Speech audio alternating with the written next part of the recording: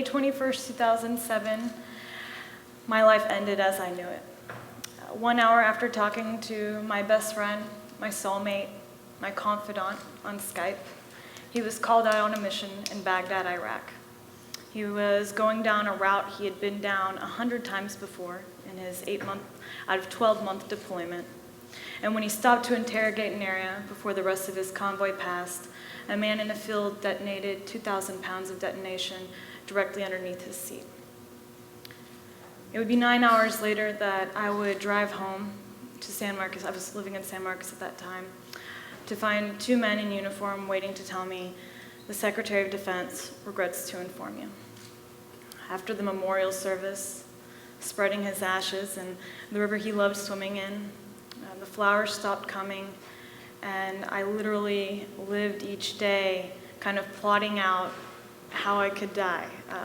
I was a walking zombie, a shell, and 3 months afterwards, nothing had really changed.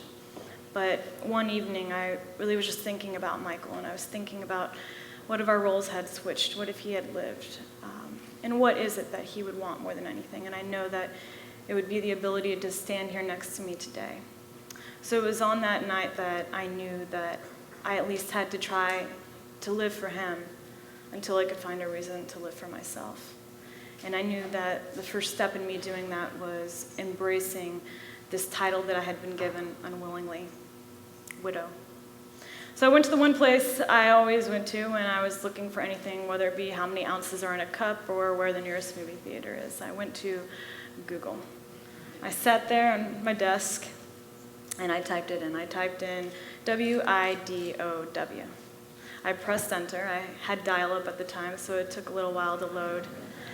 And when the answer was there before me on that screen, it was kind of like that pivotal fork in the road moment we all have in life, where I knew I could take this route and throw in the towel and say screw life, or I could venture out on this unknown journey before me. So when Google's response was, "Did you mean window?" I was like, shit. But I figured I'd take the route that very few have taken and prove Google wrong.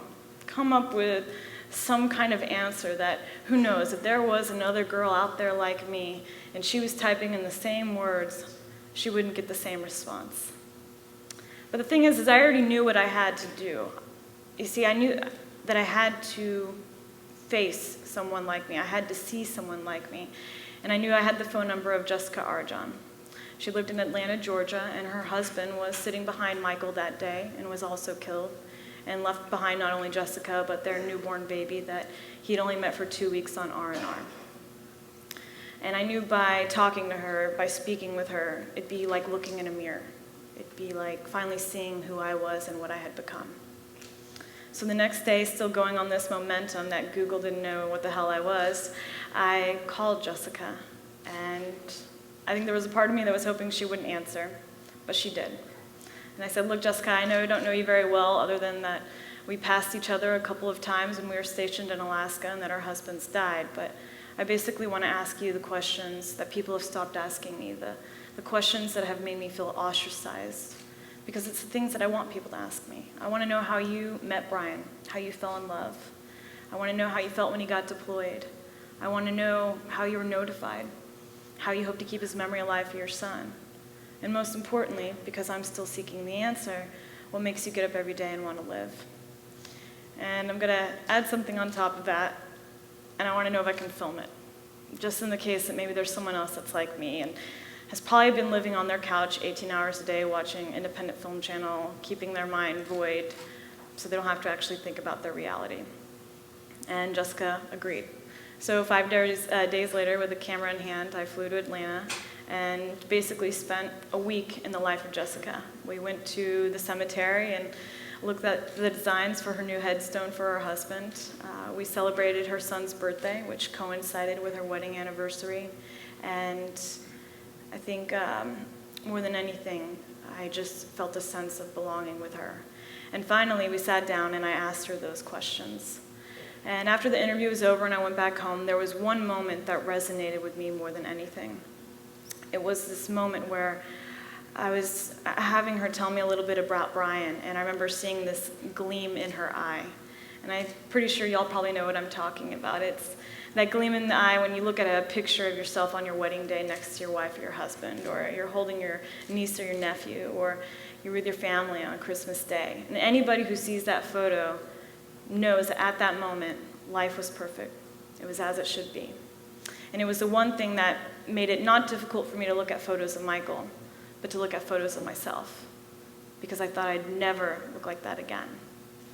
But I saw it in Jessica for that brief second, and there was something inside of me that said, I want to pull that out. I want to pull it out for more than just a few seconds for her. I want to pull it out for a few minutes, for a few hours, who knows, a few days, and with enough perseverance, maybe the rest of her life.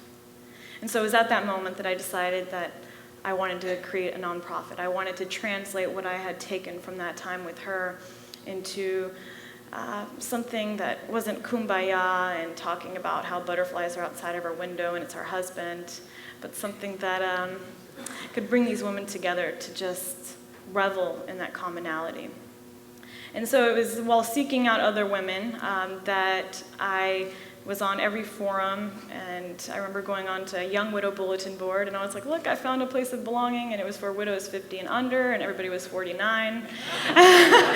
But I actually ended up filming another 5 women for that documentary piece, women that believed in not only the documentary, but this idea for a nonprofit.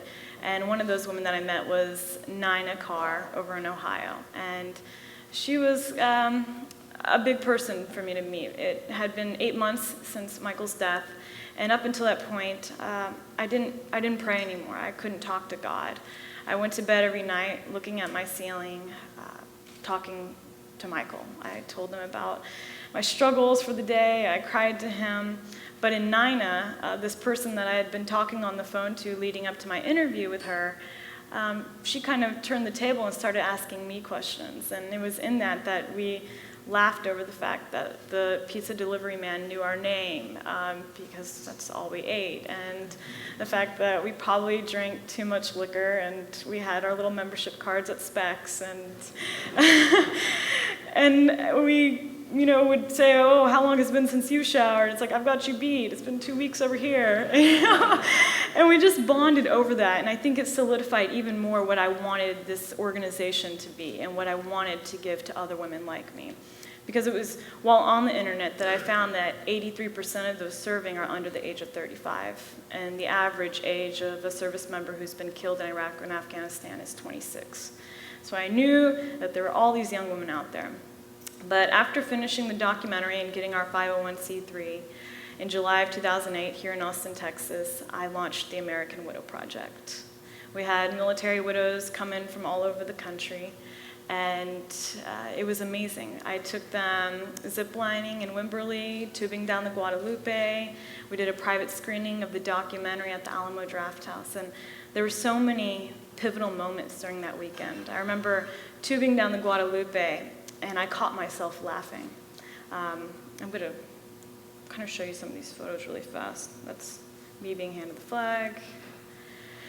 But it was during this moment when I was laughing that I stopped myself, because up until that moment, I was afraid to laugh in public. I was afraid for people to see me smile, because I thought by smiling, they'd think like, okay, she's over the dead guy. We don't have to be around her to listen to her talk about it.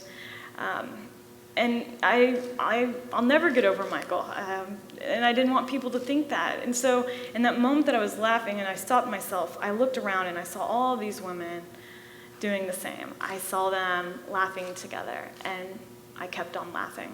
And then I remember doing the screening at the Alamo and turning around and seeing the women react in all the ways that I wanted. I saw them smiling, I saw them crying, I saw them cheering, I saw them breathing in like, as if realizing that someone else had gone through what they had experienced. And more than anything, I saw them understand that commonality that they all had, that they all got that knock on that door, and they all thought their life ended that day. But in that weekend, they realized that they could reclaim it. And by embracing this title, they're not only signifying their husband's sacrifice in their own, but they're able to celebrate their survival and do it with women who understand. And since that weekend, I've done 18 of these events all over the country and have over 1,000 military widows as a part of our organization. But most importantly, for myself, I've gone from someone that literally had to live life second to second, who hated to see the sun rise and the sun set and think that the world could turn without Michael on it, to a person that gets up early enough to make sure that I can see the sunrise, that looks forward to the new adventures in front of me. And I think more than anything, when I go back to that night that I was on Google and I got that response, even though it said window, in a way, I was able to climb through this window of opportunity while I was seeking these answers and create not a new life for myself, but a new chapter that I'm very proud of, and a chapter that I'm honored that other women have allowed me to be part of and that they've added on. And I think we all have those Google moments. I think we all have those times where we're looking for a certain answer or a certain response to something, and we don't get the one that we want. And what I've learned is sometimes in getting the answers that we don't want, that opportunity really is there for our taking. I'm Taryn Davis, and I'm a military widow, and so much more. Thank you.